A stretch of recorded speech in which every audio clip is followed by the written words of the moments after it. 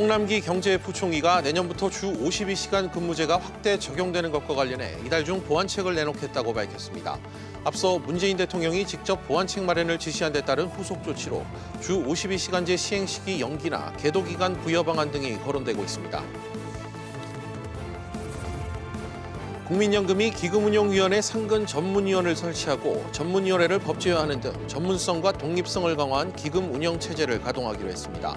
이와 함께 스튜어드십 코드에 따른 적극적 주주활동이 이뤄지도록 경영 참여 목적의 주주권 행사와 의결권 행사 위임 등 가이드라인도 이르면 4달 중 마련할 계획입니다.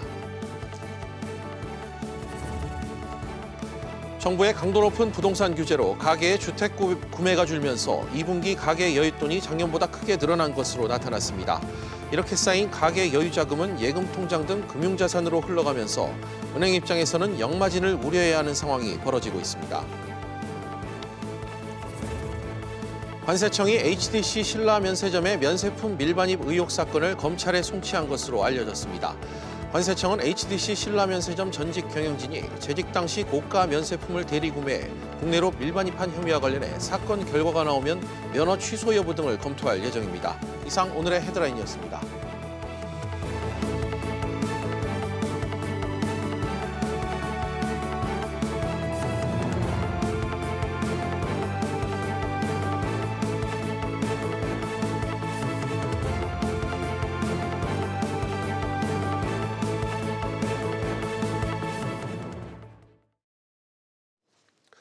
주 52시간 단축 확대 시행을 앞두고 문재인 대통령으로부터 보완책 마련을 주문하는 등 속도 조절 움직임이 감지되고 있습니다. 홍남기 경제부총리가 오늘 주 52시간제 보완책을 이번 달 중에 발표하겠다고 밝혔습니다. 취재기자 연결합니다. 장가희 기자. 네, 장가입니다. 네, 주 52시간 확대 시행과 관련해 정부가 보완책을 마련하겠다고 공식 발표했다고요.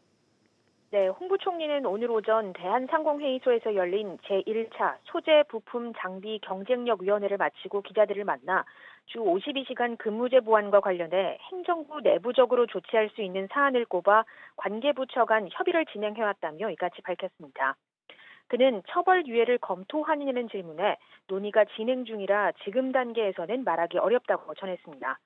이날 회의 시작 전 기업인들과의 질의 시간에 연구개발을 위해 주 52시간제를 완화시켜달라는 취지의 건의가 나온 것으로 알려졌는데요.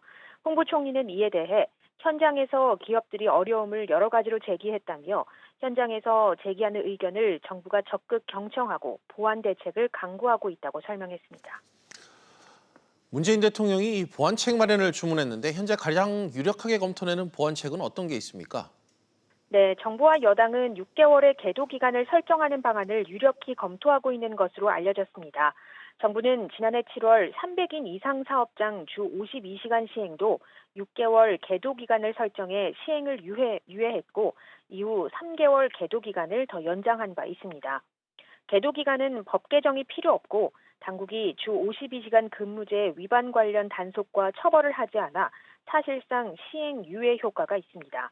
한편 대통령 직속 사회적 대화기구인 경제사회노동위원회가 오늘 본회의를 열고 탄력근로제 개선 합의안을 의결하기로 하고 현재 논의 중입니다. 합의안은 현행 최장 3개월인 탄력근로제 단위기간을 6개월로 연장하는 게 주요 내용으로 청년, 비정규직 근로자위원 보이콧으로 지난 3월 본회의 의결을 거치지 못한 바 있습니다. SBS CNBC 장가입니다. 한국거래소가 코스닥 시장위원회가 지금 이 시각 코롱티슈진의 상장 폐지 여부를 놓고 심의를 진행하고 있습니다. 앞서 1심격인 이 기업심사위원회는 상장 폐지 결정을 내린 바 있는데요. 취재기자 연결해 현재 상황 들어보겠습니다. 김성훈 기자. 네, 김성훈입니다. 네, 결과가 언제쯤 나올까요? 네, 코스닥 시장위원회는 오후 3시부터 코오롱티슈진의 상장 폐지 여부를 심의 의결하기 위한 회의에 들어갔습니다. 거래소 측은 다른 주식 종목에 대한 심의도 함께 이뤄져 결과는 오늘 저녁 늦게 나올 것으로 예상된다고 밝혔습니다. 오늘 심의에서는 상장 유지나 폐지 또는 개선 기간을 주는 방안 중에 결론이 내려집니다. 먼저 상장 폐지 결정이 나올 경우인데 곧바로 상장 폐지 절차가 진행되는 것은 아니고요. 오늘 이후 7일 이내에 코오롱티슈진의 이의를 제기할 수 있고 이후 시장위는 15일 내에 재심의를 하도록 돼 있습니다. 만약 개선기간 부여로 결론이 모아지면 코오롱티슈진은 거래소에 개선 계획을 제출하고 1년 뒤 상장 폐지 여부를 다시 심의받습니다. 마지막으로 상장 유지 결론이 나올 경우 당장 다음 주 월요일부터 거래 정지 조치가 풀립니다. 기자, 오늘 심의의 핵심 쟁점은 뭔가요? 네, 먼저 인보사의 미국 임상 3상 시험 재개 가능성이 꼽힙니다. 코오롱 티슈즈는 지난달 20일 미국 식품의약국으로부터 인보사 임상시험 관련 보안 자료 제출을 요구받았는데요. 이런 상황을 기업 실적 개선 가능성으로 봐야 할지 시장위에서 논의될 것으로 보입니다. 여기에 소액주주만 6만 명에 달하는 것으로 알려져 상장 폐지 결정에 따른 시장 충격도 고려될 것으로 예상됩니다. SBS CNBC 김성훈입니다. 다음 소식입니다. 김영문 관세청장이 오늘 관세청 국감에서 HDC 신라 면세점의 면세품 밀반입 의혹 사건과 관련해 검찰에 현재 송치한 상태라고 밝혔습니다. 이 내용 취재기자 연결해 들어보겠습니다. 정인아 기자. 네, 정인아입니다. 네, 지난 6월에 관세청에서 이 HDC 신라 면세점을 조사했는데 이 사건을 현재 검찰에 넘겼다고요. 네, 김용문 관세청장은 국정감사에서 HDC 신라면세점의 면세품 밀반입 의혹 사건과 관련해 이미 조사를 마치고 사건을 검찰에 송치한 상태라고 밝혔습니다. 인천본부세관은 지난 6월 HDC 신라면세점의 전 대표인 이모 씨와 임직원들이 명품 시계 등을 밀반입한 혐의에 대해 압수수색을 벌였는데요.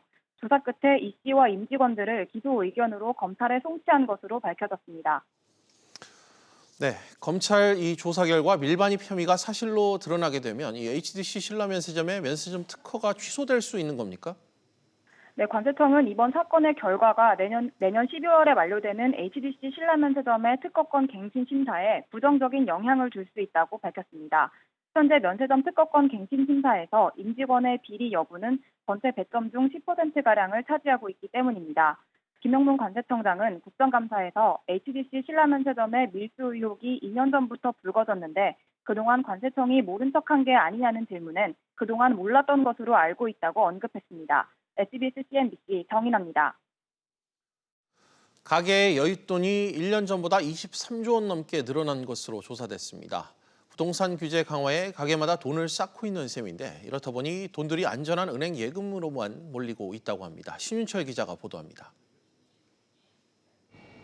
서울을 중심으로 집가 오름세가 심상치 않자 정부가 고강도 부동산 규제를 예고하고 나섰습니다.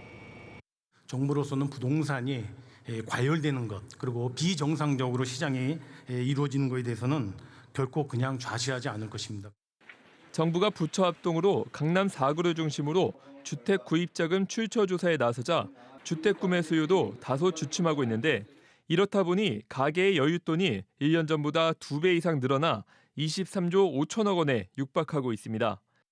한국은행은 주택 구매 감소로 가계대출금이 6조 원 가까이 주는 등 가계의 여유자금이 급격히 증가했다고 분석했습니다.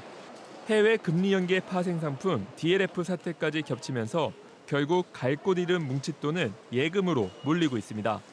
올해에만 4대 시중은행 정기예금이 40조 원 가까이 늘면서 사상 처음으로 500조 원을 돌파하기도 했습니다. 그러나 은행 입장으로선 몰리는 예금이 마냥 반가운 것은 아닙니다.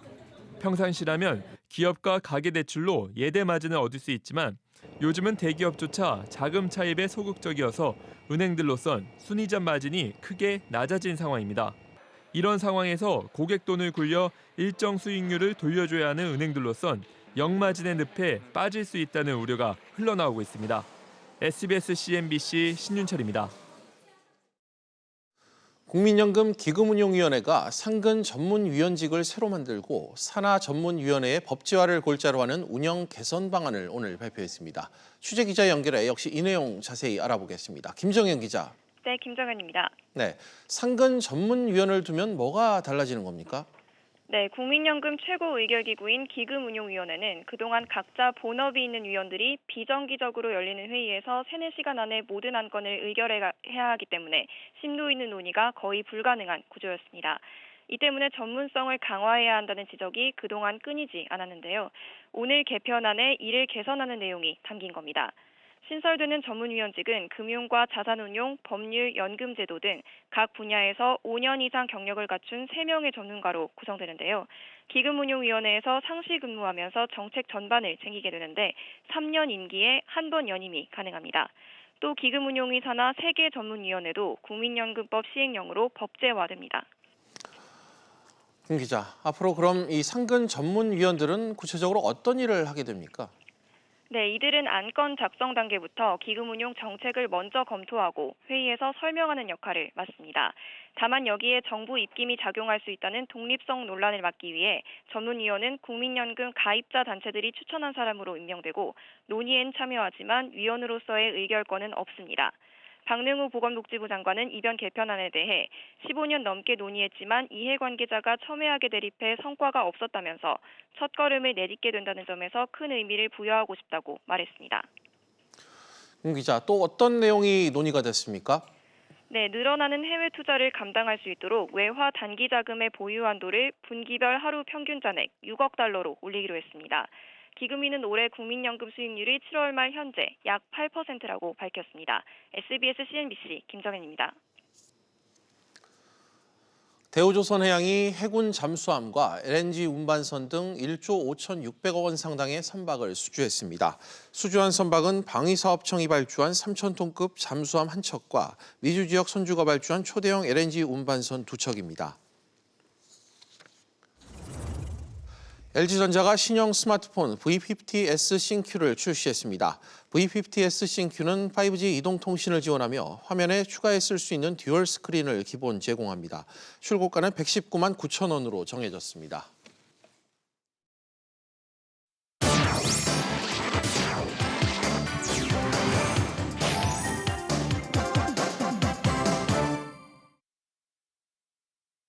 주요 이슈를 체크해보는 시간, 이슈 체크 오늘입니다. 그럼 먼저 첫 번째 이슈부터 보도록 하겠습니다. 화면 보시죠.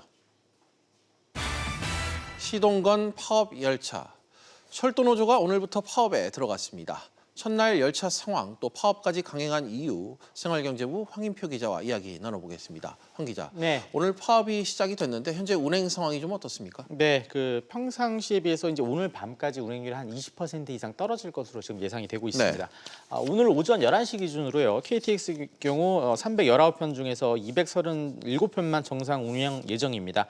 정상 운영률 74%고요. 새마로의 경우 70편 중에 41편만 운행될 예정입니다.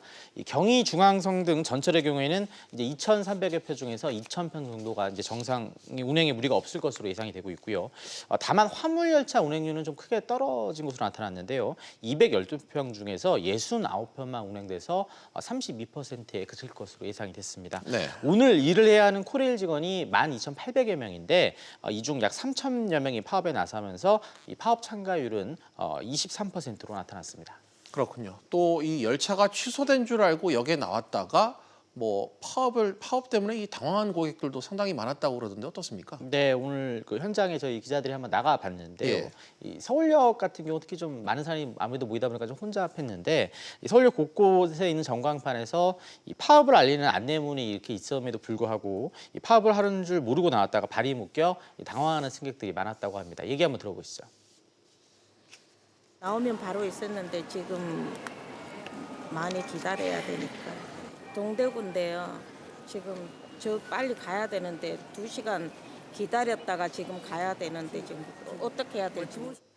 모르고 나왔죠. 한 2, 30분 주고 바로 탔죠. 2시간 차이 나는 거죠. 시민들이 편리하게 하는 게 우선이 돼야 되는데 그런 면에서는 좀 불편하네요. 황 기자, 당장 내일이 주말인데 열차 운행 여부를 좀 미리 확인을 해야 될 것 같네요. 네. 그런데 이 노조가 파업을 벌이는 이유, 어떤 이유가 뭡니까?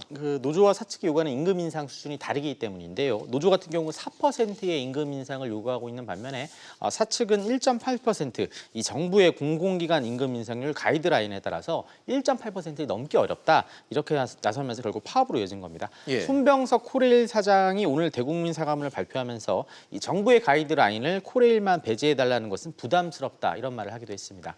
이 밖에 주 52시간제에 따라서 얼마나 많은 인력을 뽑아야 되느냐 이를 놓고도 노조는 4,800여 명을, 사측은 1,800여 명 충분하다며 의견을 서로 좁히지 못했습니다. 노조는 일단 다음 주 14일, 그러니까 월요일 오전 9시까지만 이제 파업을 벌일 예정인데요. 이후에도 임금 협상이 타결되지 않을 경우 다음 달에 추가 파업에 나서겠다고 밝힌 상황입니다. 임금 인상과 인력 채용 규모가 결국 핵심 쟁점인데 이 코레일 사측이 갖고 있는 재량권이 없다 보니까 앞으로의 협상 과정에서도 난항이 예상이 되고 있습니다. 이 코레일의 한 관계자는 정부 통제를 받는 있는 코레일에 대해서 노조가 무리한 요구를 하고 있다고 밝혔습니다. 네, 황 기자 잘 들었습니다. 그럼 다음 이슈로 넘어가겠습니다. 두 번째 이슈입니다. 라임 환매 중단, 알고 보니 1조 원 넘어. 대규모 환매 중단 사태를 빚었던 이 라임 자산운용이 기존에 알려진 것보다 2배 이상 많은 1조 3,500억 원 규모의 펀드 자금을 환매 연기한 것으로 드러났다고 합니다. 라임 자산운용이 환매 중단한 이 모펀드도 총 3개로 1개가 추가로 더 밝혀졌다고 하는데요. 경제부 박규준 기자와 이 내용 역시 짚어보도록 하겠습니다. 박 기자, 예. 현재 당초 알려졌던 이 환매 대금 중단 규모가 6,200억 원 규모였는데 상당히 생각보다 더 많아진 것 같네요. 네, 맞습니다. 말씀하신 6,200억 원 규모보다 2배 이상 많은 1조 3,538억 원인 것으로 알려졌습니다. 이 라임 측이 최근에 총 5개 이 펀드 상품에 대한 환매 연기, 즉 이 현 시점에서의 환매 중단을 판매사들에게 통보를 했는데 총 3개 모펀드에 각기 편입되는 그런 상품들이었습니다. 입수한 문서에 따르면 이 환매 중단 펀드를 판매한 곳은 우리은행과 신한금융투자, 또 대신증권 등 총 18곳이었는데요. 애초에 라임 측은 6,200억 원 규모로 환매 중단을 했다 이렇게 밝혔는데 올해 만기가 그렇다는 거고 내년을 포함해서 내년 이후 것까지 포함하면 총 1조 3,500억 원 규모가 되는 겁니다. 네, 박 기자, 지금 말씀하신 대로라면 내년이 만기인 고객, 만기 때 제때 돈을 돌려받을 수 없다, 뭐 이런 뜻입니까, 그럼? 네, 그렇습니다. 내년 만기인 고객도 환매 연기나 이 만기 상환금 지급 연기 대상이 됩니다. 확보한 문서에 따르면 이미 만기가 도래한 고객들은요, 라임 측이 모펀드에서 유동성을 확보한 뒤에 이 자펀드로 투자 비중에 따라서 배분을 하고 이 자펀드는 투자자에게 자금을 지급하는 절차가 됩니다.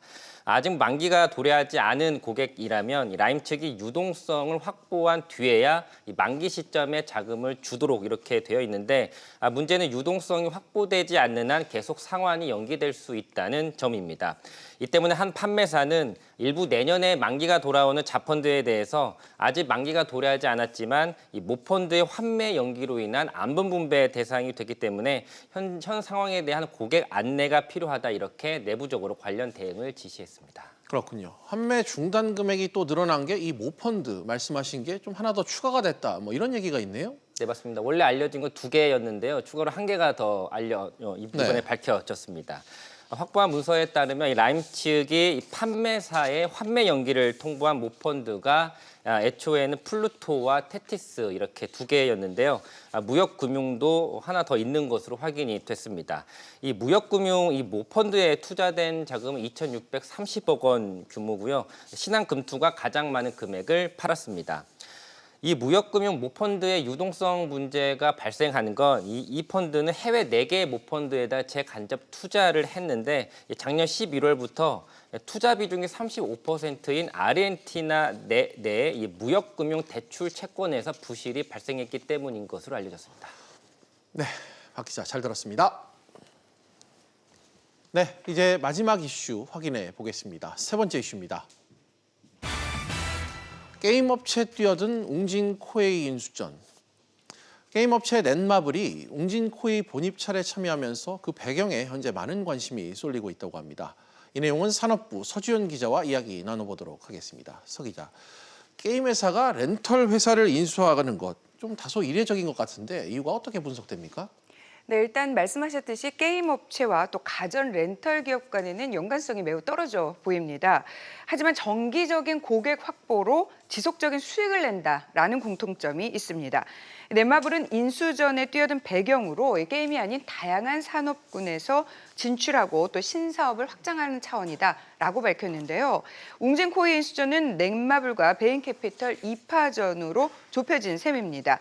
자금력을 감안했을 때 넷마블의 우세를 점치는 전문가가 많습니다. 네, 게임 업체가 정수기 등 이 렌탈 업체를 인수하려는 배경, 지금 업계에서는 좀 어떻게 분석을 하고 있죠? 네, 일단 캐시카우가 될 수 있다는 측면, 이런 현실적인 측면과 또 미래의 시너지 2가지 측면을 꼽을 수가 있습니다.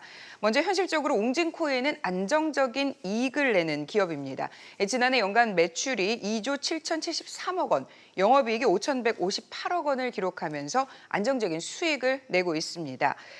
KD경제경영연구소는 국내 렌털 시장의 규모가 2006년 3조 원에서 오는 2020년 40조 1천억 원까지 폭증할 것으로 전망하고 있습니다. 예, 방금 말씀하신 건 안정성 측면이고 두 번째 이유인 이 미래성 측면에서는 어떤 이유입니까? 네, 넷마블의 경우 인수배 경우로 구독 경제를 얘기를 했습니다. 구독 경제란 일정 기간 요금을 내고 그 기간 동안 제품을 빌려 쓰는 소비 행태를 말하는데요.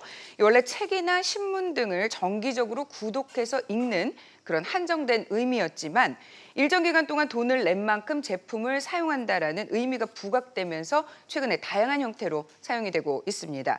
구독 경제는 이 넷마블이 웅진코이 인수에 뛰어든 가장 큰 배경으로 풀이가 되고 있습니다. 네. 웅진코이는 가전 렌털 부문에서 압도적인 국내 1위를 달리고 있는 기업인데요.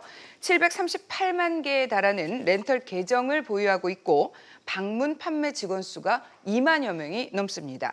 이 계정을 넷마블이 게임 산업에서 확보한 인공지능 AI, 또 클라우드, 빅데이터 기술 등 IT 기술과 접목할 수 있을 것으로 보입니다.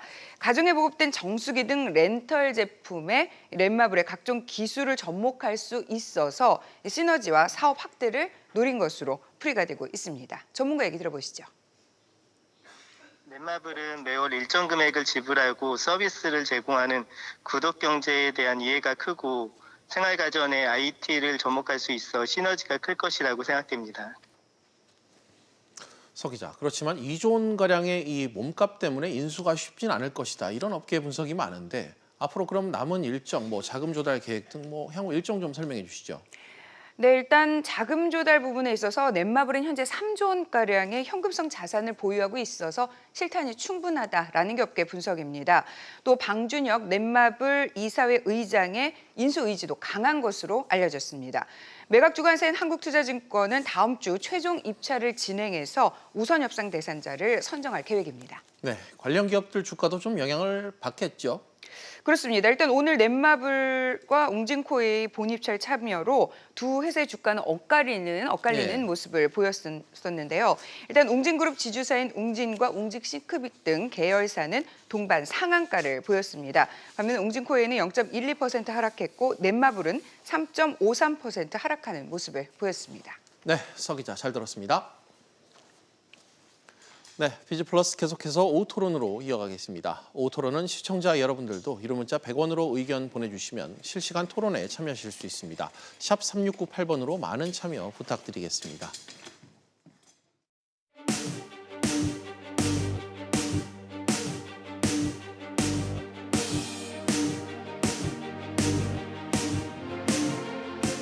일본의 이번 조치가 WTO 협정에 문제가 있고 비합치된다는 점이 있으니까 그거를 조기에 해결할 수 있도록.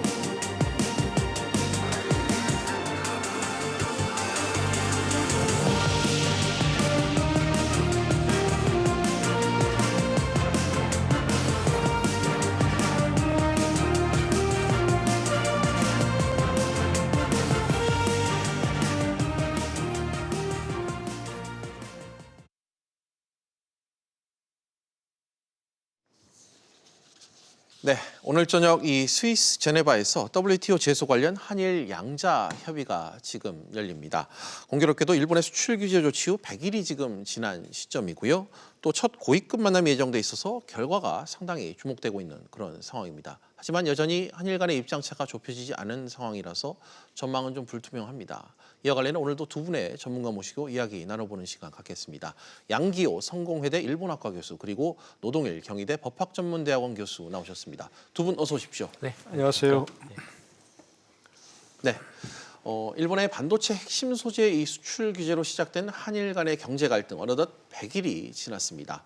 먼저 양 교수님 여쭙겠습니다. 시간이 꽤 흘렀습니다. 아직까지는 양국 간의 그 입장, 그 기류 변화는 보이지 않고 있는 것 같아요. 좀 어떻게 평가하세요? 맞습니다. 아직까지 이제 강대강 국면의 대치 국면이 계속 이어지고 있습니다.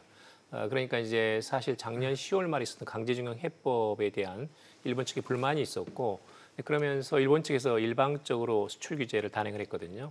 그래서 이제 7월 4일 날 우리 핵심적인 소재 부품의 플로도 플로 이미드라든지 포토레지스트 그리고 매칭가스에 대해서 수출 규제를 걸었습니다. 그리고 8월 22일 날 또다시 이제 일본에서 화이트 국가를 배제하는 그런 어처구니없는 조치를 취했거든요. 우리도 거기에 대해서 맞대응해가지고 일본 측에 대해서 이 화이트 국가에서 배제를 했습니다. 그리고 9월 11일 날 지금 그 WTO에 제소한 상태입니다. 네, 그런 점에서는 이걸 양국에 우리가 사실은 몇 번 제안을 했습니다. 대화를 하자고 이 경제 산업성에 대해서 한국의 산업통상자원부에서 수차례 제안을 했었고 또 마찬가지로 우리 청와대에서도 일본 측에 대해서 지난 8월 15일 날 대통령께서 이 한일 관계를 풀어나가자고 이렇게 제안을 했었는데 거기에 대해서 일본의 반응은 매우 소극적입니다. 따라서 지금 일본 측에서 당분간은 이 수출 규제 또는 화이트 국가에 대해서 배제를 다시 원상복귀할 그런 가능성은 높지 않습니다. 또 우리도 마찬가지로 거기에 맞대응을 할 수밖에 없는 상황이고 그런 점에서 당분간 이런 경색 국면이 이어지지 않나 하는 그런 생각이 듭니다. 알겠습니다. 노 교수님, 물론 형식적인 만남은 몇 차례가 있었지만 이 실질적인 대화로까지는 이어지지 않은 그런 상황입니다. 역시 뭐 지난 100일 어떻게 좀 평가하십니까? 네, 그동안 뭐 3차례 외교장관이 만남이 있었죠. 그리고 2번이나 외교부 국장급이 만났는데 어떤 뭐 가시적인 성과가 나오지는 않습니다. 바로 이제 그 일본의 수출 규제 조치가 있고 나서 8월 1일에 이제 아세안 지역 안보 포럼이 태국에서 열리지 않습니까? 그때 이제 강경화 외교장관, 고노 외상이 만났죠. 그런데 거기서도 뭐 어떤 가시적 성과가 나오지 않았고요. 또 8월 22일 우리가 이제 그 지소미아 종료 결정을 해야 될 시기인데 그 하루 전에 바로 베이징에서 또 양국 외상이 만났는데 그때도 뭐 서로 협의하고 냉랭한 관계 헤어졌죠. 네. 그리고 이제 우리 지소미아 종료 결정을 하고 9월 26일에 이제 뉴욕에서 유엔 총회에서 신임 그 외교장관이 이제 외상이 그 모테기 도시미스입니까? 예, 모테기 도시미스 신임 외상하고 만났는데 그때도 별 성과가 없었습니다. 그 사이에 또 이제 8월, 9월 2차례 외교부 국장이 만났는데 거기서도 역시 성과가 별로 없었습니다. 이걸 가만히 보면 결국은 어떤 가장 톱에서 풀어야 할, 대통령과 총리가 풀어야 할, 그리고 단추를 풀어줘야 외국의 실무자들이 만나서 결국 해결할 수 있는 그런 문제가 아닌가 싶은 생각이 듭니다. 알겠습니다. 두 분 말씀하신 대로 이 좀처럼 양국 간 경색된 이 관계가 풀릴 기미가 보이지 않고 있는 그런 상황입니다. 공교롭게 이 오늘 진행될 WTO 제소 관련 한일 양자 협의에 그래서 관심이 좀 쏠리는 이유이기도 할 것 같습니다. 노 교수님, 이 양자 협의 어떤 성격의 자리라고 이해하면 될까요? WTO에 우리가 이제 일본을 제소했지 않습니까? 그러니까 소송으로 치면 우리 이제 원고고 일본은 피고가 된 그런 상황이죠. 그래서 이게 WTO 분쟁 해결 절차의 첫 번째 단계로서 일종의 이제 우리 민사소송으로 친다면 원고고 피고가 만나서 조금씩 양보할 부분이 없는가 한번 협의해봐라 하는 화해 단계라고 좀 보면 되는 거죠. 아까 양 교수님 잠깐 말씀하셨지만 서로 우리도 그렇고 일본 정부도 그렇고 양자간 협의하자고 했는데 그걸 제대로 이루어지지 못했거든요. 그러니까 이런 공식 절차를 통해서 양국이 의미 있는 만남을 가지는 양국 간 입장차를 확인하고 그걸 어떻게 풀어나갈 수 있을지를 협의하는 의미 있는 첫 단계라고 할 수 있는 거죠. 양자 아까 얘기한 소송 단계를 이제 거치는 건데 여기서 만약에 이제 어떤 의미 있는 합의가 나오지 못한다면 결국 소송으로 갈 수밖에 없는 1심 이제 패널 구성, 2심 상소기구 가는 그런 단계로 가는 첫 번째 관문이라고 보면 되는 거죠. 알겠습니다. 오늘이 어떤 자리인지 의미를 명쾌하게 좀 설명을 해주신 것 같습니다. 사실 단순한 WTO 제소 이 통상 절차로 볼 수 있는 그런 자리일 수도 있겠습니다만 양 교수님, 방금 뭐 노 교수님 말씀 말미에 지금 하신 것처럼 그래도 좀 의미를 좀 부여해야 될 것 같은데 어떻게 좀 자리를 평가를 하시나요? 사실 이제 그동안 이 문제를 협의를 하자고 우리가 수차례 제안을 했었는데 일본이 완강하게 거부를 해왔거든요. 그런데 사실은 이게 이제 더 이상 피할 수 없습니다. 이제 제소한 지 거의 한 달이 됐기 때문에 여기는 응해야 되거든요. 2달이 됐기 때문에. 그래서 그런 자리가 저는 만들어졌다고 보고 따라서 이제 일본 측에서는 지금 이 경제 산업성의 국장급이 나와 있습니다. 그런 점에서 상당히 좀 뜻깊은 자리라고 봅니다. 또 하나는 뭐냐면 지금 일본에서 일단은 형식성으로는 이제 어떤 식으로 이야기를 하냐면 전략물자 통제가 충분하지 않았기 때문에 한국에 대해서 안보상의 이유로 수출 규제를 하고 있다는 명분을 내세우고 있거든요. 물론 내용상으로는 경제보복입니다. 강제징용 해법에 대해서 한국이 적극적인 대책을 내수지 않았다는 그런 속셈이 있지만 형식상으로는 일체 WTO에 불리하기 때문에 그런 이야기를 하지 않고 있고 어디까지나 한국이 일본에 수출된 에칭가스, 예를 들면 이제 이것은 상당히 화학무기 또는 이제 원자폭탄 이걸 만드는 데 쓰이는 그런 중요한 소재거든요. 이것들이 이제 한국에 수출이 됐다가 기본적으로 중국이라든지 또는 중국을 통해서 북한 또는 이란에 유출될 수도 있다는 약간 페이크 뉴스인데 그런 것에 근거해가지고 안보상의 이유로 둔 겁니다. 근데 그렇기 때문에 일단은 이 문제는 겉으로 봐서는 이제 말하자면 형식상으로는 적어도 이 전략물자 통제에 대해서 한일 양국이 상호 검증해 나가면서 완전하게 관리해 나갈 수 있다는 어떤 하부 또는 그 절차가 있어야 되거든요. 그런 점에서는 일본 측이 이 명분상의 일본의 수출 규제의 이유인 이것에 대해서 일단은 국장급 협의를 시작했다는 점에서는 물론 이제 장소가 WTO이긴 하지만 그 점에 상당히 의미가 있다라는 겁니다. 특히 이제 원래는 가장급 예상을 하고 있었는데 우리 측에서 이 사안은 중대하기 때문에 국장급으로 격상을 시키자는 요구를 했고 여기에 대해서 일본 측에서 응했거든요. 그런 점에서는 문제를 풀기 위한 일단 첫 단추는 만들어졌다. 이렇게 볼 수 있습니다. 물리적 대화 여건이 조성됐다는 점에 두 분께서 공통적으로 의미 부여를 해주고 계십니다. 관심은 역시 어떤 이야기들이 오고 갈지 이 부분일 것 같습니다. 노 교수님, 우리 측 주장과 일본 측 주장이 맞설 것으로 보이던데 주요 쟁점이 좀 있다면요.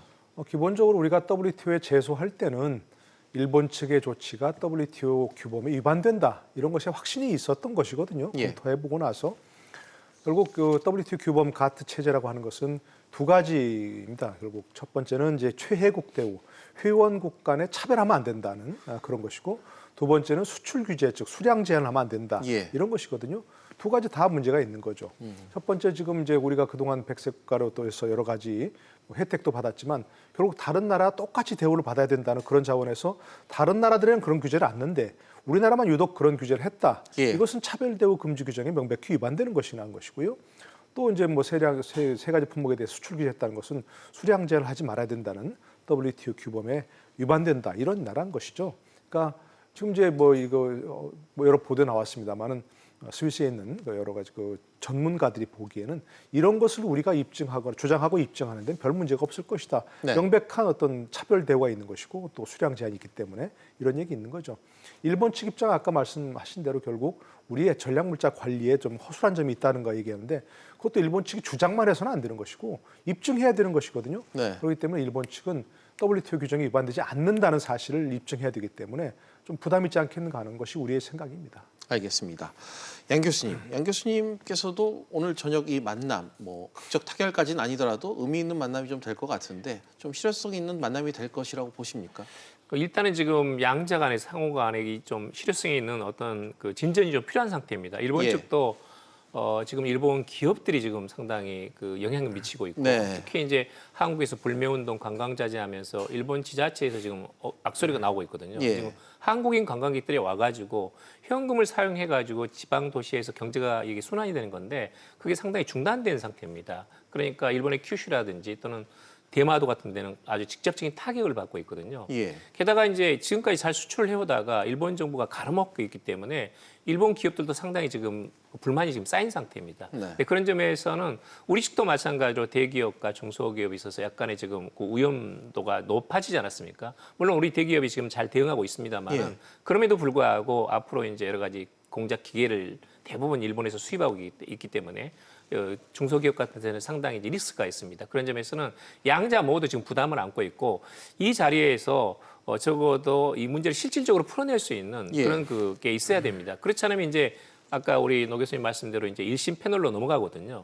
그리고 이제 WTO이긴 한데 이건 결론이 나오기까지는 2년 이상 걸립니다. 말하자면 지금의 어떤 한일 양국 기업이 안고 있는 이 고통을 완화시키기에는 시간이 너무 길다. 그런 점에서는 실무선에서 적어도 국장급 협의회에서 이 문제를 풀어나갈 수 있는 적어도 단서가 나와야 됩니다. 그런 점에서는 좀 뭔가 성과에 있는 구체적인 내용이 이 결과가 좀 나오면 하는 그런 기대를 갖고 있습니다. 알겠습니다. 지금 두 분의 교수님과 오늘 어떤 내용이 좀 오고 갈지 양측의 주요 쟁점을 좀 분석을 해봤는데 노 교수님, 만약 양자 협의에서 좀 이런 접점 찾기가 이루어지지 않으면 남은 절차 어떻게 좀 진행이 되는 걸까요? 근데 가장 좋은 시나리오는 이렇게 양쪽이 조금씩 양보해가지고 타결책을 찾는 거죠. 우리도 수출 기업에 문제가 있고, 그렇죠? 또 이제 일본도 지방 경제라든지 이런 데 애로사항이 있으니까 양측이 적당한 어떤 선을 타서 타협을 하면 제일 좋은데 아까 말씀드린 대로 사실 이 문제는 실무자선에서 해결할 수 있는 문제가 아닙니다. 양국 간 워낙 국민 감정이라든지 또 정치적인 문제가 있기 때문에 어쨌든 그러나 이제 뭐 가장 좋은 시나리오가 이제 해결이 안 된다면 두 번째 시나리오에서 찾을 수밖에 없는 게 예. 자동적으로 이제 양자협약에서 해결이 안 되면 1심 패널 구성으로 넘어가게 됩니다.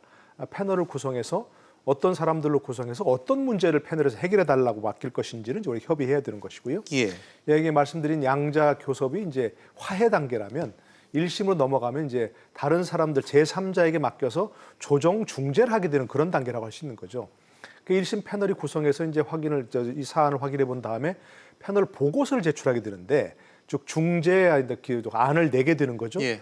그에 대해서 양국이 좋다, 이대로 하겠다 하면 이제 그걸로 끝나는 건데 그것도 보고서를 받아들이지 못하게 되면 정식 재판 절차로 넘어가게 됩니다. 그러니까 상소기구로 가게 되는 건데 그것은 이제 뭐 상급위원회라고도 하고요, 상소기구라고도 하는데 우리가 지난번 후쿠시마 수산물 분쟁에서 최종적으로 이겼다고 하는 게 바로 이 상소기구에서 최종적으로 이겼다는 거, 재판 결과 이겼다는 겁니다. 그러니까 패널에서 결국 보고서 우리가 채택되지 못하면 재판 단계로 넘어가서 상소기구로 넘어가게 되는데 현재로서 지금 좀 문제가 있는 게 오는 12월에 이제 상소기구가 이제 상소위원을 새로 구성해야 되는데 미국이 지금 WTO에서는 좀 시비를 걸고 있습니다. 상소위원을 승인하지 않고 있기 때문에 만약에 이제 12월 지나가서 패널 보고서 나오는데 우리 양국이 이제 합의하지 못하게 되면 상소위원회로 가야 되는데 이 상급위원회가 지금 제 기능을 못할 가능성이 높아요. 그래서 결국은 아무것도 안 되는 그런 상황으로 넘어갈 수 있거든요. 그래서 거기까지 가기 전에 한일 양국이 양자 협의 또는 이제 패널 구성해서 어떤 합의를 보는 게 가장 좋은 시나리오가 아닌가 싶습니다. 알겠습니다. 싸움이 생각보다 좀 장기화될 수 있는 가능성, 또 추가적인 그 요인들에 대해서 얘기를 좀 첨언을 해주신 것 같은데 실제로 장기화될 가능성이 상존한다고 보십니까, 양 교수님? 지금 이제 장기화된다고 저는 보고 있고요. 단지 이제 그렇게 문제가 그렇게 장기화돼 가지고 문제를 풀 수 있는 상황이 전혀 아닙니다. 문제는 지금 빠르면 12월 초에 일본의 전범 기업들의 자산 매국 처분했다는 현금화가 예상돼 있거든요. 이제 지금 포항지방법원에서 그걸 허가가 내리게 되면 그 다음부터는 상당히 이제 관계가 다시 회복하기 어려운 관계로 들어서게 됩니다. 말하자면 강제징용 해법을 둘러싸고 한일 간의 갈등이 이제 기본적인 이 문제의 본질입니다. WTO는 그건 국제 무대에서 상호간에 이제 그 제소를 하는 거지만 이건 기본적으로 문제를 풀지 않으면 양국의 정치, 경제, 문화 또는 국민 교류에도 엄청난 영향을 미칠 수밖에 없거든요. 문제는 뭐냐면 일본 측은 1965년에 청구권 협정으로 다 끝났기 때문에 이 개인 청구권의 문제에 대해서 강제징용 대법원 판결을 수용할 수 없다는 겁니다. 반면에 우리는 이것은 민사소송이기 때문에 정부가 개입할 수 없고 따라서 일본의 전범 기업들이 보상에 참여해야 된다는 겁니다. 그런데 일본 정부는 완강하게 일본 정부나 기업은 절대 이 보상에 참여할 수 없다는 거거든요. 그런 점에서는 입장차가 너무 큰데 그러면 이 상태로 평행되게 해서 계속 방치하면 되는 게 아닙니다. 문제는 이제 지금은 원고가 대법원에서 승소 판결을 받았기 때문에 이 부분에 대해서 보상을 거부하고 있는 일본 기업의 국내 자산을 차압이 된 상태입니다. 그리고 이제 보상을 하지 않으면 포항지방법원에서 허가가 12월 초에 아무리 늦어도 내년 1월에는 나옵니다. 그럴 경우에는 일본의 기업들, 예를 들면 미쓰비시 중공업이라든지 후지코시라든지 일본제철의 자산을 매각해버리는 거거든요. 그러면 이제 일본에서 본다면 청구권 협정 자체가 붕괴하는 거고 일본의 국민들이나 여론들이 한국 때리기가 한층 더 가속화될 우려가 있습니다. 뿐만 아니라 그때는 제2차 경제보복도 각오를 해야 됩니다. 그건 이제 한일 양국 간의 상호 간에 악영향을 미치는 그런 상황이거든요. 그러니까 이것은 WTO는 WTO대로 우리가 대응을 해야 되는 거지만 외교적으로 이 문제를 어떻게 풀어나갈 수 있는가는 고민을 많이 해야 됩니다. 지금 시간이 불과 몇 달도 남아있지 않습니다. 알겠습니다. 상당히 지금 복잡한 관계에 놓여 있다 이런 얘기를 좀 이제 길게 얘기해 주셨는데 이런 상황에서 큰 이벤트가 하나 좀 잡혀 있긴 합니다. 바로 일왕의 즉위시입니다. 지금 우리 정부 특사로 이낙연 국무총리가 유력하게 지금 거론이 되고 있는 그런 상황이죠. 노 교수님, 이낙연 총리라면 대표적인 일본통으로 알려져 있잖아요. 어떻습니까? 네, 뭐 동아일보 기자 시절에 이제 도쿄 특파원도 하셨고요. 이제 의원 시절에 한일의원연맹 뭐 간사장, 수석 부회장 이렇게 지내셨다고 하고 뭐 자타가 공인하는 우리나라의 일본 통이죠. 그래서 만약에 이제 일본 일왕 즉위식에 뭐 쪽에서는 천황이라고 부르는데 천황 즉위식에 일왕 참석한다면 뭐 상당히 그래도 좋은 인물이다. 어떤 그래도 일본 측의 인맥도 많고 이렇기 때문에 뭔가 이런 문제를 일본 측의 입장에서 또 우리 설득할 수 있는 우리 입장을 설득할 수 있는 뭐 그런 좋은 인물 아니냐 이렇게는 되고 있지만 조금 아쉬운 부분은 있는 거죠. 그래서 문재인 대통령도 이제 참석하실 가능성이 좀 거론됐지 않습니까? 예. 그런 점에서 아직은 이제 청와대가 최종 결정을 하지 않은 것 같은데 물론 이제 네. 이왕 즉시 참석 못한다는 그런 얘기는 지금 나오고 있습니다. 문재인 대통령이 아니고 이낙연 총리 참석할 것이다. 그런데 최종 결정을 미루고 있으면서 조금 발표를 안 하는 게 고심 중이라는 생각은 듭니다. 예. 일본 문 대통령이 탐석했다가 아베 총리를 만나고 그러다가 아무런 결실 없이 나온다. 그런 것도 정치적 부담이 상당히 가는 예. 것이거든요. 그러나 저는 모르겠는데 양 교수님 생각은 어떠신지 모르겠습니다. 나는 대승적 차원에서 문재인 대통령 가시는 게 좋지 않을까 생각이 듭니다. 일왕 즉위식, 천왕 즉위식이라고 하는 것은 언제 있을지 모르는 세계적 이벤트입니다, 사실은. 네. 일본 국민들이 굉장히 그것을 바라보고 어떤 기대를 하고 있는데 우리 대통령이 가서 거기 축하한다 하면 예. 일본 국민들의 마음을 움직일 수 있는 그런 것들이고 아베 정권, 아베 총리보다는 일본 국민들을 보고 가서 참석해서 어떤 화해 메시지를 제스처를 한다면 일본 국민들의 마음이 어떤 녹여지고 그것이 아베 총리를 움직일 수 있는 그런 가능성도 있기 때문에 저는 이낙연 총리도 좋지만 문재인 대통령께서 직접 참석하시는 것이 네. 그런 카드를 아직 버리진 않았기 때문에 다시 한번 재고하시는 게 어떨까 하는 그런 생각을 좀 하고 알겠습니다. 있습니다. 양 교수님께도 이 부분 여쭙겠습니다. 이낙연 총리와 아베 총리의 회담, NHK 이 보도에서도 지금 가능성이 검토되고 있는데 실제로 좀 일리 있는 가능성이라고 보십니까? 그렇습니다. 지금 이제 저는 아까 우리 노동일 교수님 말씀에 전적으로 동감입니다만은 예. 지금 여러 가지 국내 정치 역학도 있고 여러 가지 일정이 있기 때문에 지금은 거의 이낙연 총리가 참석하는 걸로 기울어지고 있는 걸로 알고 있습니다. 예. 그리고 당연히 사실은 가야 됩니다. 이제 지금 일본 측에서 일왕 즉위시다 보니까 한 100개국에서 지금 사절단이 참석하고 예. 거기 한 정상들급만 한 40여 명이 옵니다. 네, 그러다 보니까 2박 3일간 이제 분초 단위로 아베 수상 이렇게 만나야 되거든요. 예. 그런데 지금 한일 관계가 가장 중대합니다. 일본 측으로도 그렇고 우리도 그렇습니다. 예. 그렇기 때문에 저는 희망사항으로는 이낙연 총리께서 가셔가지고 적어도 이 대통령 친서 정도의 메시지를 가지고 이 문제를 한일 간에 지금 중대한 시점이기 때문에 또 시간이 얼마 안 남았기 때문에 예. 이 문제를 양자 간의 상호 협력적인 태도를 가지고 반드시 해결해 나가자는 정도의 강한 메시지를 줘야 됩니다. 그리고 이제 거기까지는 실무적으로 이 문제를 해법을 도출하기 위한 중간 단계까지는 만들어 놔야 됩니다. 예. 지금은 이제 시간이 많이 남아 있지 않기 때문에요. 그리고 또 하나 이제 저는 이런 이낙연 총리와 아베 수상 간의 양자 회담뿐만 아니라 이낙연 총리께서 좀 가셔가지고 나루히토 천황 일왕도 직접 폐경 방문하면서 한일 관계도 좀 이야기를 하면서 그러면서 축하 사절로서 일왕 즉위식을 축하하면서 일본 국민들이 그걸 보고 적어도 한국에 대한 친근감을 또 한번 느낄 수 있는 그런 기회가 좀 있으면 좋지 않나 그런 기대도 하고 싶습니다. 예, 두 분 모두 외교적 행보가 좀 상당히 중요하다는데 의견을 좀 주시는 것 같습니다. 지소미아 문제도 얘기를 좀 함께 해보겠습니다. 대략 한 달 뒤입니다. 지소미아 효력이 이제 곧 만료가 되는데요. 노 교수님, 여전히 미국에선 지소미아 연장 압박을 주고 있지 않습니까? 현 시점에서 봤을 때 우리 정부가 입장을 좀 바꿀 수 있다. 이 관측 가능성 좀 어떻게 보십니까? 현재로서는 참 어렵죠. 우리가 이제 종료하기로 결정해서 일본에 통보한 거 아니겠습니까? 예. 그때 일본이 뭔가 이제 새로운 입장을 좀 내놓는다거나 양보안을 내놓는다거나 하면 우리가 이제 그걸 좀 종료를 더 이상 하지 않고 연장하겠다. 이렇게 할 수 있는 명분이 되는데 현재로서는 명분이 없지 않습니까? 네. 국내 정치적으로. 아무리 미국이 뭐 새로운 내역을 내놓고 압박을 하더라도 한미일 동맹이 아무리 중요하더라도 어떤 동반자관이 중요하더라도 우리 입장에서는 지금 현재로서 바꿀 수 있는 명분이 없기 때문에 뭔가 좀 명분이 주어져야죠. 그래서 아까 이제 우리가 처음 얘기한 WTO 협상 과정에서 협의 과정에서 뭔가 새로운 어떤 뭐 출구가 나온다든가 이렇게 되면 바꿀 수 있는 입장이 생길 것이고 또 두 번째 얘기한 그 일왕 즉위식 천황 일본 천황 즉위식 관련해서 뭔가 뭐 이낙연 총리가 참석하든 문재인 대통령이 참석하든 뭔가 거기에 새로운 돌파가 이루어진다면 지소미아 문제를 새롭게 검토해 볼 수 있는 명분이 있겠지만 현재로서는 참 어려운 그런 국면이죠. 알겠습니다.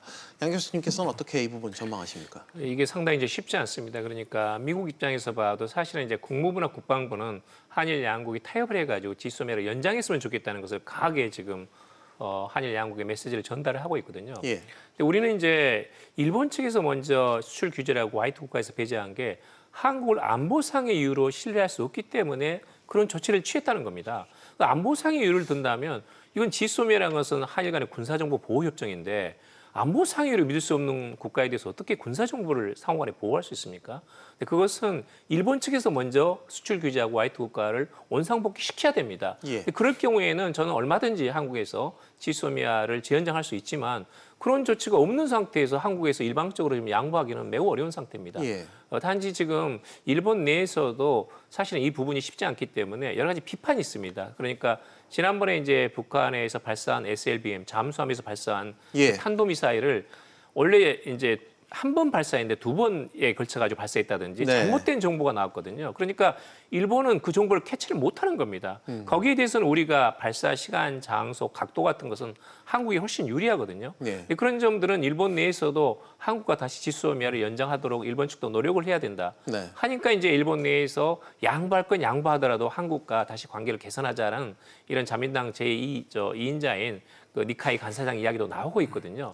그런 점에서는 일본이 이 부분은 좀 더 진일보한 제안을 내야 됩니다. 지금은 한국이 여러 번 제안을 했고 또 원위치 시킨다면 우리도 원위치 시키겠다. 수출 규제하고 화이트 국가하고 그다음에 여기 지금 이 지소미아 문제를 같이 연장을 해가지고 서로 윈윈할 수 있는 방법을 하자라고 제안을 했는데 저쪽에서 지금 여기에 대해서 소극적이기 때문에 우리로서는 당분간 지켜볼 수밖에 없는 그런 상황입니다. 알겠습니다.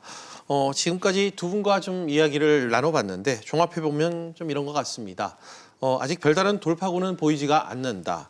이대로 관계가 유지되거나 더 악화될 가능성도 배제할 수 없다. 뭐 대략 이렇게 전문가들 이야기를 좀 요약을 할 수가 있을 것 같은데 두 분의 전문가와 마지막으로 향후 어떻게 좀 우리가 스탠스를 좀 취해야 될지 이 부분을 한 분씩 여쭤보고 마무리하도록 하겠습니다. 노 교수님, 끝으로요. 이런 상황에서 우리 정부의 역할 어떤 게 있고 또 어떻게 방향을 갖고 가야 될지 이 부분 한 말씀 부탁드립니다. 현재는 뭐 분명하게 쉽지 않은 상황입니다. 그동안 일본이 도발한 것이고요. 일본이 잘못한 것이고 그런데 만약 이제 11월 말까지 이렇게 그냥 가서 지소미아가 종료돼 버리고 또 미쓰비시 등 일본 기업의 자산이 매각돼 버리고 이렇게 가게 되면 이건 돌이킬 수 없는 파고로 가버립니다. 그러니까 가기 전에 양국 정부가 뭔가 지혜를 모아야 되는 것이죠. 강공은 쉽습니다, 사실은. 그대로 나가면 되니까. 그러나 중간에 어떤 방향을 돌이키면서 외교적 해법 노력은 쉽지 않은 그런 상황입니다. 그러니까 모든 사람의 지혜를 모아야 되는 거죠. 우리나라에도 양 교수님 비롯해서 일본의 어떤 친분 관계를 가진 사람들이 굉장히 많습니다. 인맥들이 많고요. 그렇기 때문에 그런 사람들을 활용해서 물밑에서 자꾸 여러 단계에서 수많은 외교 또 정부 또 어떤 여러 가지 학계 이런 사람들이 모여서 함께 조금 해법 노력을 기울여가는 그런 것이 필요한 거죠. 그런 관계에서 대통령은 어떤 대외적으로는 우리 입장을 뭔가 먼저 굽히고 들어갈 수는 없는 거지만 그런 사람들이 모여서 물밑 접촉을 통해서 양국 정상들이 함께 뭔가 새로운 제3의 해결책을 찾는 그런 노력을 계속 기울여 가야 되는 거죠. 전쟁 중에도 서로 외교 노력을 하는 거 아니겠습니까? 좀 그렇게 되길 좀 바랍니다. 알겠습니다. 양 교수님도 이 깊어지는 한일 갈등 속 정부가 좀 중심을 잃지 않고 나아가야 될 그 기준이 있다면 한 말씀 부탁드립니다. 지난 2월 19일 날 우리 정부가 일본 측에 제안한 게 있습니다. 그러니까 이 피해자 구제, 강제 동원의 승소한 판결을 받은 그 피해자에 대해서 원고단에 대해서 한국 기업, 퍼스코 등 16개의 청구권 자금이 수혜 기업이 있거든요. 그리고 일본의 전범 기업들이 공동으로 기금을 모아가지고 피해자들을 구제하자, 보상을 하자 이렇게 제안을 한 바 있습니다. 그런 점에서는 저는 이건 충분히 아이디어로서 이걸 해결할 수 있다고 보거든요. 그러니까 그런 면에서는 한국의 16개 기업에서 먼저 자발적으로 기금을 형성하면 어떨까. 그렇게 되면 거기에 보상을 시작하게 되면 일본 전범 기업들도 자발적으로 동시적으로 들어오는 그 관계에서 문제를 풀어나갈 수 있습니다. 만약에 우리 기업들이 어떤 기금을 형성해가지고 피해자 구제를 한다면 일본 정부, 언론, 국민들은 대환영할 것입니다. 또 일본의 기업들도 들어올 수 있는 가능성이 아주 높아집니다. 그것이 저는 남아있는 좋은 해법이 아닌가 그렇게 좀 말씀을 드리고 싶습니다. 알겠습니다. 일본이 자연스럽게 좀 들어올 수 있는 길을 모색했으면 좋겠다는 얘기를 해주신 것 같습니다. 오늘 두 분 말씀 여기까지 듣도록 하겠습니다. 오늘 나와주셔서 고맙습니다. 네, 감사합니다.